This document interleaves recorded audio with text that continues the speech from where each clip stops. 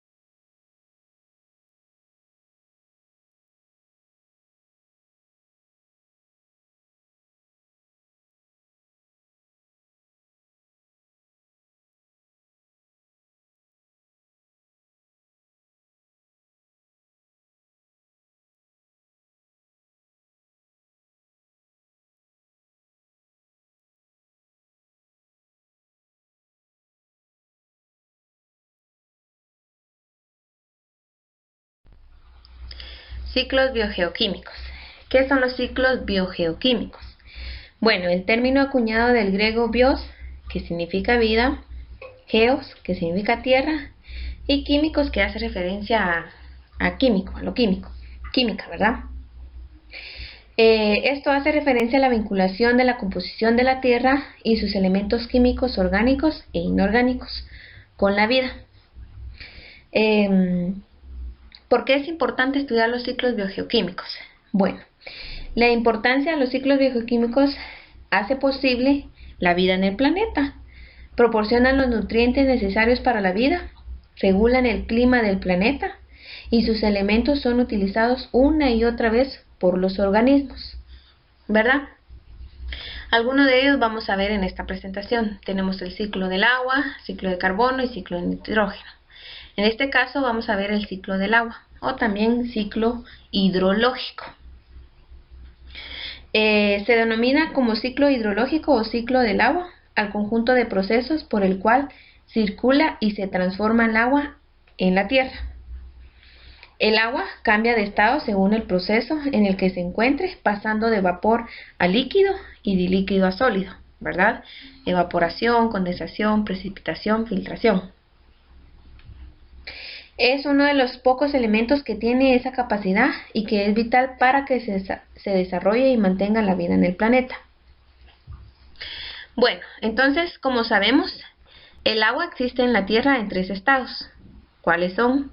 Sólido, que es el hielo o la nieve, líquido y gaseoso, vapor de agua.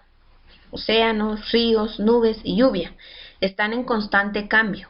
El agua de la superficie se evapora, el agua de las nubes se precipita, es decir, que cae en forma de agua.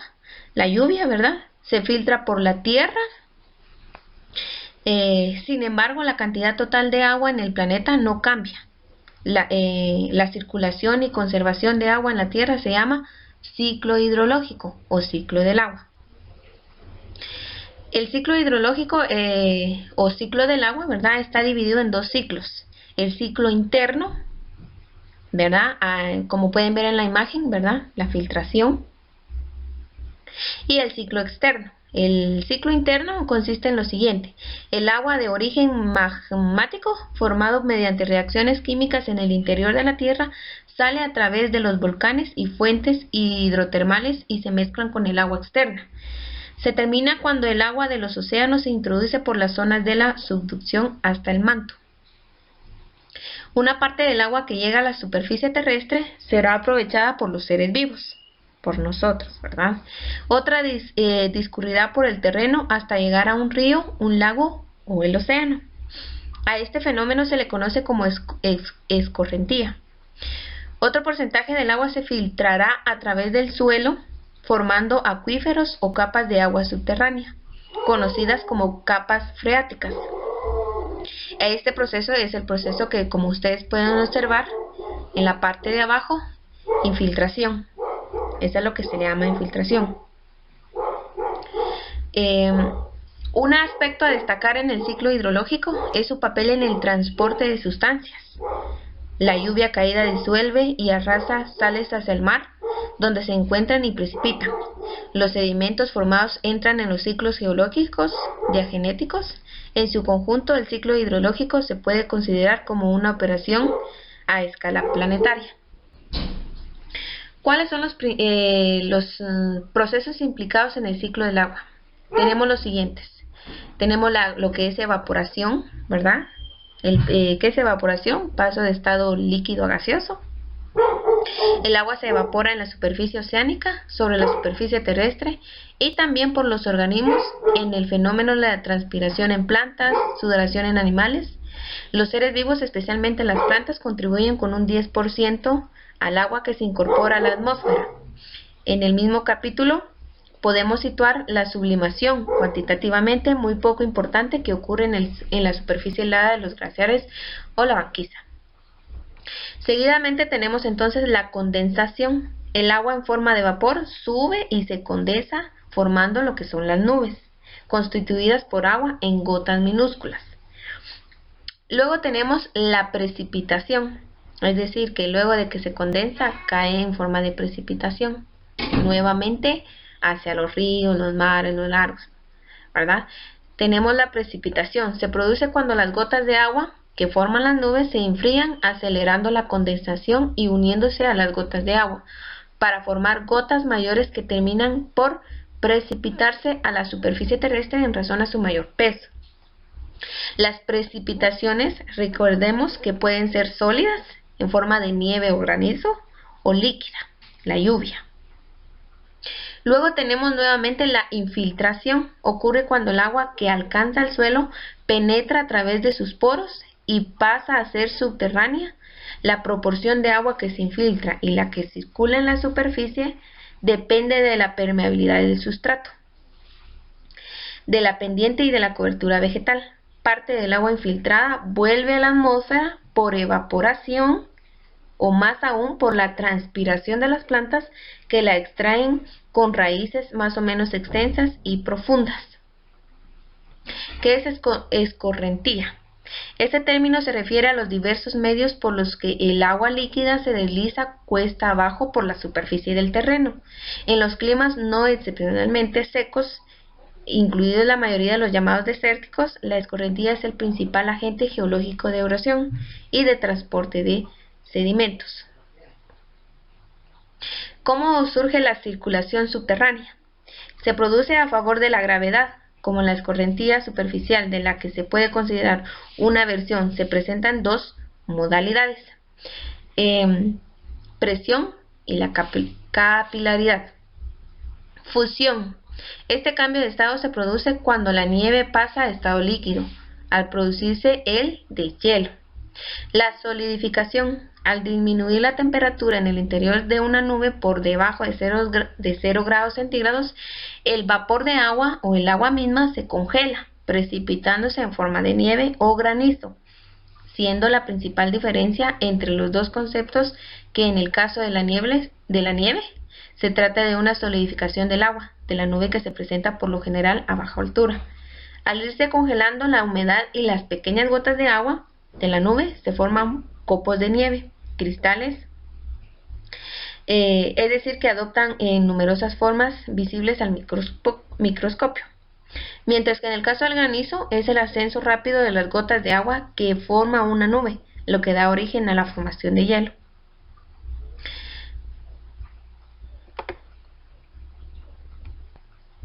Bueno, entonces esto es lo que es el ciclo del agua. Si se dan cuenta, el proceso se repite desde el inicio, consecutivamente, por lo que nunca se termina ni se va a agotar el agua, ¿verdad? Siempre vamos a tener este líquido tan importante. Y a eso se refiere el ciclo del agua. Muy bien. Ciclo del carbono. Bueno, el carbono está presente en todos los elementos en la Tierra, por lo tanto su ciclo es vital para la renovación, recomposición, alimentación y sobrevivencia de todos los seres y materias no vivas en la Tierra. Un ejemplo del ciclo del carbono comienza con el dióxido de carbono en la atmósfera, en la cual es absorbido junto con la luz solar por las plantas en el proceso de fotosíntesis para su crecimiento y alimentación. Cuando las plantas mueren, son absorbidas por el suelo, que después de millones de años transforma el carbono en fósiles y combustibles fósiles como el carbón, el petróleo, el gas natural y el gas licuado. Cuando usamos estos combustibles fósiles, el carbono es nuevamente transformado, entrando a la atmósfera como dióxido de carbono. Las plantas también mueren al ser comidas por los animales. Los animales transforman el carbono de las plantas en azúcares. La respiración del animal devuelve el carbono a la atmósfera, ¿verdad? En ese proceso de inhalación y exhalación. Cuando exhalamos, ¿verdad? También ese dióxido de carbono regresa a la atmósfera. El ciclo del carbono repite este intercambio de todos los seres y reservorios, donde se divide en un ciclo rápido o biológico y un ciclo lento y geológico, como podemos ver en la imagen, ¿verdad? Las plantas captan el dióxido de carbono, ¿verdad? A través de la fotosíntesis. Nuevamente el dióxido de carbono es liberado por el decaimiento de la materia orgánica. El dióxido de carbono también es disuelto en el agua, pero sube en la atmósfera y también regresa para poder que eso lo utilicen los seres vivos dentro del agua. También los animales ayudan en la liberación del dióxido de carbono a través de la respiración. Y este es el ciclo del carbono, ¿verdad? Y se repite constantemente. Y por último tenemos el ciclo del nitrógeno. Ciclo del nitrógeno. Bueno, el ciclo del nitrógeno es un proceso biológico y abiótico mediante el cual se puede suministrar este elemento químico a los seres vivos, ya que no se puede utilizar el nitrógeno en su estado puro, a fin de que lo absorban del agua, aire o tierra. Es un ciclo que se realiza en corto tiempo y es gaseoso. Por ello, el ciclo del nitrógeno es uno de los ciclos biogeoquímicos más importantes para mantener el equilibrio de la biosfera terrestre. El nitrógeno es un elemento químico que se desplaza lentamente a través de un ciclo mediante el cual puede ser absorbido tanto por los seres vivos, animales y plantas, como por el aire, el agua o la tierra. Cabe resaltar que el nitrógeno es el elemento químico de mayor abundancia en la atmósfera y un elemento básico para los seres vivos, porque permite elaborar aminoácidos, ADN y proteínas. Incluye varios procesos físicos, químicos y biológicos. En el primero tenemos la fijación biológica. Los seres vivos no pueden absorber el nitrógeno en estado gaseoso como se encuentra en la atmósfera, por eso debe ser transformado en nitrógeno orgánico, el cual se alcanza a través de la fijación biológica por medio de las bacterias simbióticas que viven en las plantas y absorben el nitrógeno que obtiene el suelo. En la cadena alimenticia. El nitrógeno entra en la cadena alimenticia. Una vez los vegetales y las plantas lo obtienen del suelo, de ahí pasa a los animales herbívoros y de estos a los carnívoros. Amonificación. ¿Qué es la amonificación? Se refiere a la transformación química del nitrógeno que fue consumido y absorbido por las plantas y animales que vimos en la cadena alimenticia, que una vez muertos se descomponen y desprenden nitrógeno amoniacal. Nitrificación y disnitrificación. ¿A qué se refiere esto? En este proceso el nitrógeno amoniacal vuelve a estar contenido en el suelo y es aprovechado por las plantas como nitrógeno nítrico, ¿verdad? Nitritos o nitratos. Ciclo del nitrógeno y la actividad humana. Existen diversas actividades humanas que afectan negativamente el ciclo del nitrógeno. Por ejemplo, la fertilización excesivamente de los suelos, la tala de árboles, el cultivo intensivo, las centrales térmicas o el combustible de los vehículos afectan notoriamente a este ciclo, porque repercute en los niveles de nitrógeno en estado natural y se generan mayores niveles de contaminación, ¿verdad? Entonces, este es el ciclo del nitrógeno. Si se dan cuenta, también las plantas y los seres vivos pues ayudan a que éste tenga su ciclo y se repita constantemente. Bueno, chicas, espero que esta presentación les ayude. Recuerden hacer sus guías, colocarles nombre en hojas y con el material que ustedes tengan en casa. Que Dios las bendiga y se me cuidan mucho. Gracias.